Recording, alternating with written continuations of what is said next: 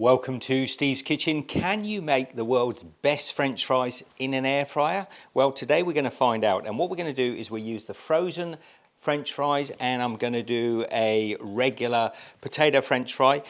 A lot of people say, it's a lot of work peeling potatoes compared to just, taking them out of the freezer and popping them in. But I kind of disagree. It doesn't take but a few moments to get the skin off of a potato like this. Let me just whiz round, demonstrate it for you. So while I'm actually talking to you, we've done 250 grams, there you go, one potato completely peeled and ready to go. Now, ordinarily, I like to leave the skin on because I think it makes a better flavour, but I'm trying to make a like-for-like comparison. So forgive me for taking the skins off, but you can leave the skins on and cut these up like little potato wedges. There's a little bit of darkness there, which actually adds to the flavour. There's your potato peelings. 2 potatoes that side, I give you about 500 grams, which is half a bag of frozen potatoes. In fact, because it really doesn't take long to prep your potatoes, I'm leaving the frozen ones out on the side because they're not even going to defrost by the time we've got these cut up. I'm going to take the thinner side of the potato and I'm going to cut these to, let's say, about half an inch or a centimetre thick. Should get about 3 cuts. So there's the second potato. We're just going to carve that down, and I say about a centimetre. Doesn't have to be super accurate. Now you take your first half and we're going to do a very similar cut. So that's gone into 4. That's about the perfect size that I'm looking for. 2, 3 and 5 pieces in the middle. Now I'm going to put these into a little bowl. I'll show you why in a moment. Back over to here, Michelle.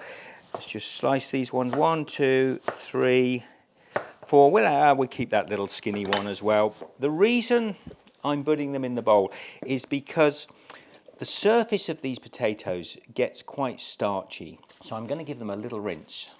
So look at how cloudy that water is. We've just removed some of that starch from the surface of the potatoes. Drain off the water, and then if you want, you can pat these French fries dry, but I'm not going to bother too much. I think they're perfectly good.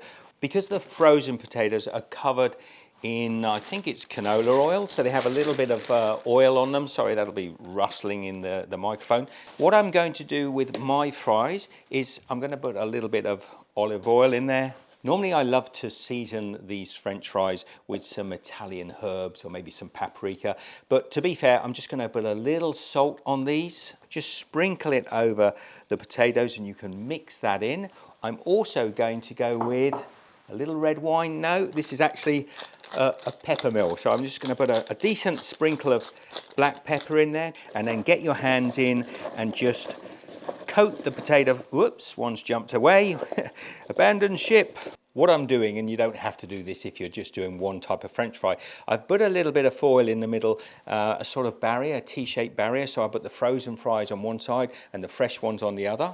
It does mean at the halfway mark, I'm not going to be able to shake this up because the fries will be in there, but I'll just use a set of tongs and turn them over. So first of all, let's put the fresh French fries on my left. McCain's straight cut, healthy choice. Let's get the knife in there and just, they look almost cooked already, don't they? They do look almost pre-cooked, but these have got a little coating of oil on them. They're probably slightly seasoned as well, I wouldn't be surprised. So there are my frozen oven chips. This side are my slightly larger but delicious looking proper potato chips. So that's a kilo, that's about just over 2 pounds of French fries into the instant vortex. Lights come on. We're going to bake these. Air fry them, aren't we? Where's air fry? Oh, so now we're gonna air. You can tell I haven't used it before. We're gonna air fry these. It says 15 minutes. I'm gonna up the time to about 20 minutes because that's what the frozen fries say. 200 degrees Celsius, that's 400 Fahrenheit. And I think we hit the start button.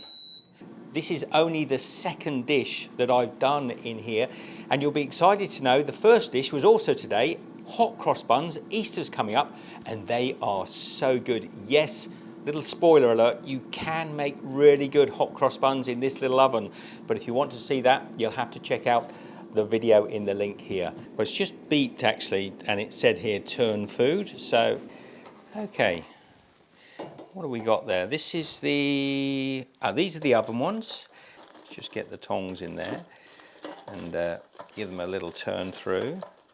They're noticeably quite soft, almost getting towards a mashed potato, apart from the ones that have darkened, which are pretty firm. And that's in 10 minutes. But over here on my side, my hand-cut French fries, there's nothing firm about these. They're actually, or nothing mashy about these. They feel more solid.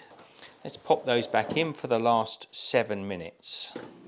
Now I suspect, we'll have a look in a minute, but I suspect that's the full time, 20 minutes. I think the potato ones that I cut up might need an extra couple of minutes. It won't be much, but I'm going to open them anyway. You can see, I'll just bring that round to the camera. These are the oven chips, these are mine. You see the oven chips are already starting to get to that stage where they get a bit pappy and a little bit dry. So I don't know whether to take them out. Would you take them out now? Let me know what you think. And these are just starting to colour up nicely. So they're getting some beautiful colour on there. But I think another couple of minutes.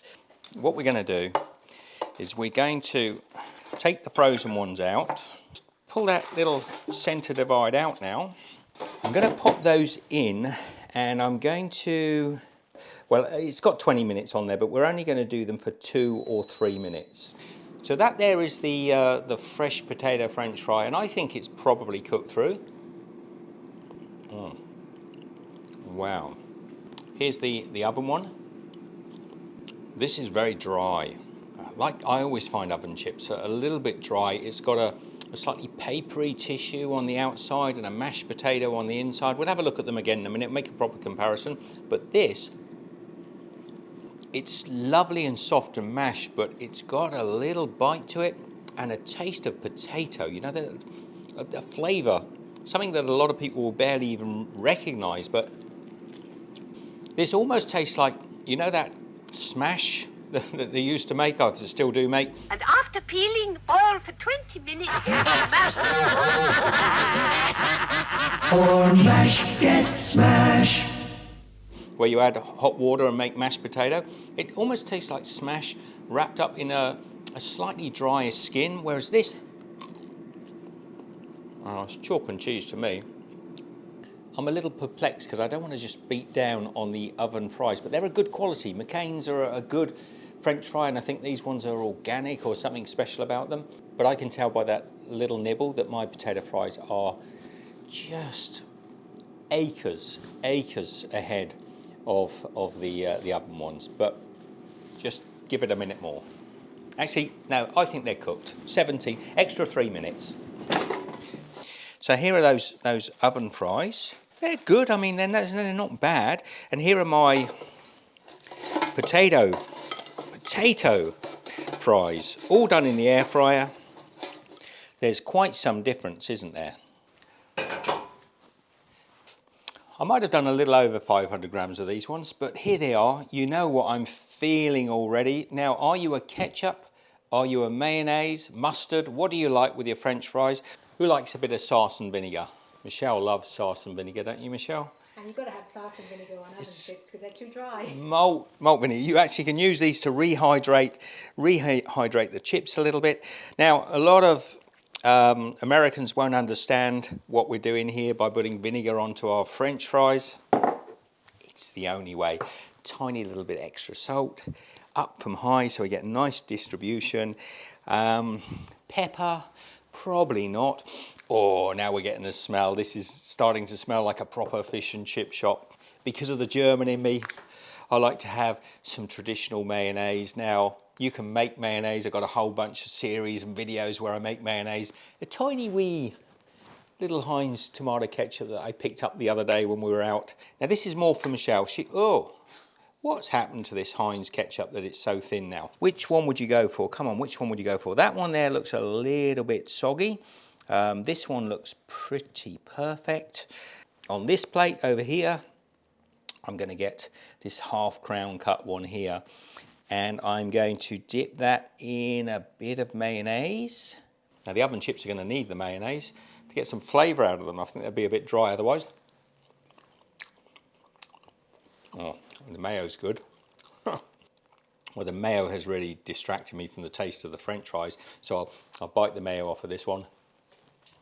Even with the mayonnaise, the regular cut potato chip, whatever we're going to call this one, it's just got more flavour in it. So let's, not much left on these ones. Let me put these ones down, grab myself a couple of plain ones. Wow, look at those. Chalk and cheese, this one looks so much prettier.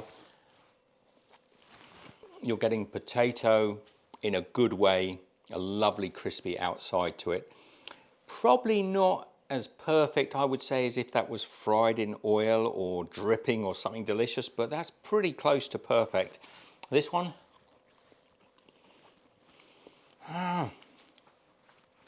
this one needs the mayo, it needs the ketchup.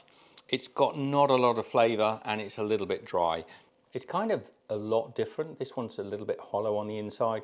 This one has a lot more potato in it. Let me know. I'm really sort of, I don't know what else to say really. These are fantastic with a lovely bit of cod in batter or maybe a good burger. Perfect. And if we dip both of them in a little bit of mayonnaise, try mayonnaise if you haven't had it before rather than always going for the ketchup. They both taste all right. The proper potato one tastes better, 100%. Anyway, hope you've enjoyed this little experiment and looking at the air fryer. Comment down below, let me know what we should do next. I've got a few ideas. We're going to really put the air fryer through the works on all different methods of cooking and just see how it comes up. I see this kind of more as a very small convection oven that really works efficiently. So, you know, even if you just sort of take it as a really cool little oven, I think it's great. As a fryer, I know we've got to test some other things. We've got to get some bacon in there. We've got to get some steaks in there. We've got to get some cakes in there. And whatever else you decide to say. Love you all, take care, and I will see you in the next episode. Be good.